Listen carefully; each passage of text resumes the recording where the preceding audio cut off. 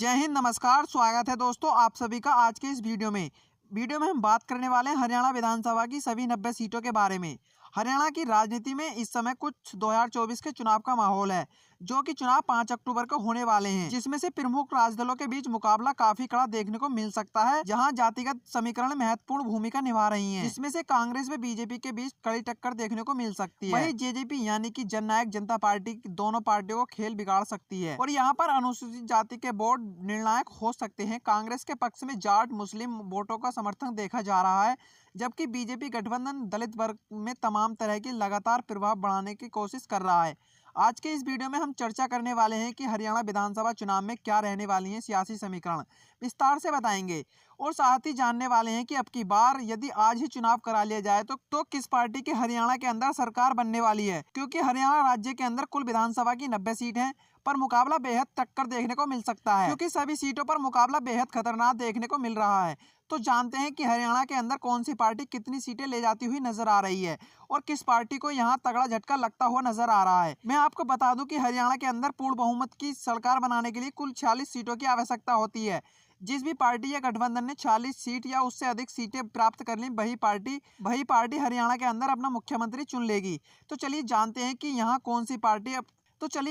कि हरियाणा के अंदर कौन सी पार्टी को पूर्ण बहुमत मिलता हुआ नजर आ रहा है और कौन सी पार्टी सरकार बनाने जा रही है। तो चलिए शुरू करते हैं, और यदि अभी तक भी हमारे चैनल को सब्सक्राइब नहीं करा तो प्लीज चैनल को सब्सक्राइब कर लें। तो चलिए शुरू करते हैं और बात करते हैं सबसे पहले हरियाणा राज्य में हिसार जिले की यदि बात करते हैं तो हिसार जिले में विधानसभा की 7 सीट है।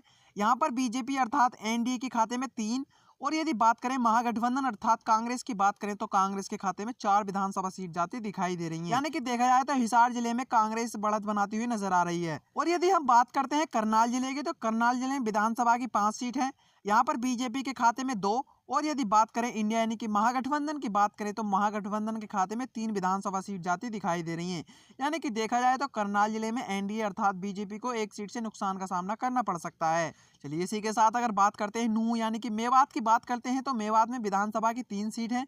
यहाँ पर बीजेपी अर्थात एनडीए के खाते में 1, और यदि बात करते हैं इंडिया यानी महागठबंधन की बात करते हैं तो महागठबंधन के खाते में 2 विधानसभा सीट जाती दिखाई दे रही हैं। यानी कि देखा जाए तो मेवात जिले में भी बीजेपी को 1 सीट से नुकसान का सामना करना पड़ सकता है। वहीं अगर हम बात करते हैं यमुनानगर जिले की, तो यमुनानगर जिले में विधानसभा की 4 सीट है। यहाँ पर बीजेपी अर्थात एनडीए की बात करें और यदि बात करते हैं इंडिया यानी महागठबंधन की बात करते हैं तो महागठबंधन के खाते में भी 2 विधानसभा सीट जाती दिखाई दे रही हैं। यानी कि देखा जाए तो यमुनानगर जिले में दोनों को टक्कर देखने को मिल सकती है। चलिए इसी के साथ अगर बात करते हैं गुड़गांव जिले की, तो गुड़गांव जिले में विधानसभा की 4 सीट है। यहाँ पर बीजेपी के खाते में कोई भी सीट जाने का अनुमान नहीं है। और यदि बात करते हैं महागठबंधन अर्थात कांग्रेस की बात करें तो कांग्रेस के खाते में 3 विधानसभा सीट जाती दिखाई दे रही हैं। और यदि हम बात करते हैं गुड़गांव जिले में अन्य दल की, तो अन्य दल के खाते में भी 1 विधानसभा सीट जाती दिखाई दे रही है। यानी गुड़गांव जिले में बात करते हैं इंडिया की, तो इंडिया अपनी सरकार बनाती हुई नजर आ रही है। इसी के साथ अगर बात करते हैं पलवल जिले की, तो पलवल जिले में विधानसभा की 3 सीट है।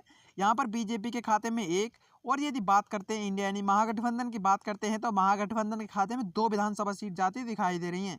यानी कि देखा जाए तो पलवल जिले में भी इंडिया 1 सीट से बढ़त बनाती हुई नजर आ रही है। चलिए इसी के साथ अगर हम बात करते हैं झज्जर जिले की, तो झज्जर जिले में विधानसभा की 4 सीट है।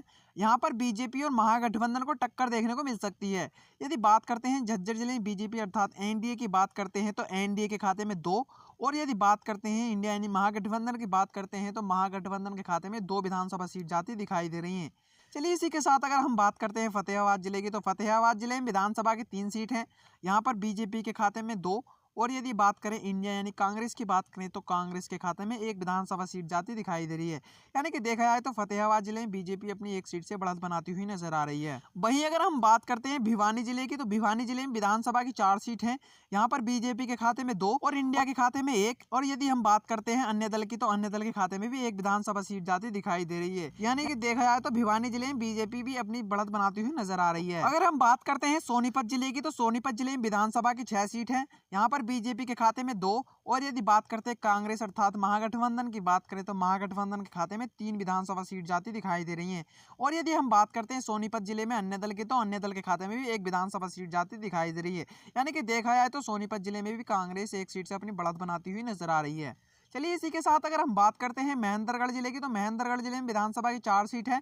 यहाँ पर बीजेपी के खाते में 1, और यदि बात करते हैं कांग्रेस अर्थात महागठबंधन की बात करते हैं तो महागठबंधन के खाते में 2 विधानसभा सीट जाती दिखाई दे रही हैं।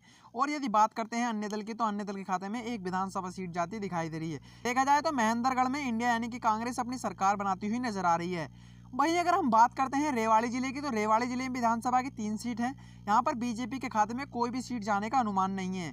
और यदि बात करें कांग्रेस अर्थात इंडिया की बात करें तो इंडिया के खाते में 2 विधानसभा सीट जाती दिखाई दे रही हैं। और यदि हम बात करते हैं रेवाड़ी जिले में अन्य दल की, तो अन्य दल के खाते में भी 1 विधानसभा सीट जाती दिखाई दे रही है। देखा जाए तो रेवाड़ी जिले में भी बीजेपी को बुरी तरीके से नुकसान का सामना करना पड़ सकता है। चलिए इसी के साथ अगर हम बात करते हैं जींद जिले की, तो जींद जिले में विधानसभा की 5 सीट हैं। यहाँ पर बीजेपी के खाते में 3, और यदि बात करते हैं कांग्रेस अर्थात महागठबंधन की बात करते हैं तो महागठबंधन के खाते में 2 विधानसभा सीट जाती दिखाई दे रही है। देखा जाए तो जींद जिले में बीजेपी 1 सीट से अपनी बढ़त बनाती हुई नजर आ रही है। चलिए इसी के साथ अगर हम बात करें कैथल जिले की, तो कैथल जिले में विधानसभा की 4 सीट हैं।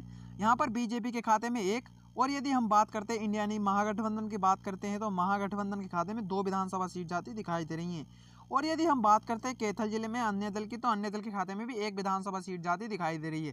देखा जाए तो कैथल जिले में कांग्रेस अपनी सरकार बनाती हुई नजर आ रही है। चलिए इसी के साथ अगर हम बात करें चरखी दादरी जिले की, तो चरखी दादरी में विधानसभा की 2 सीट है। यहाँ पर बीजेपी और इंडिया महागठबंधन को टक्कर देखने को मिल सकती है।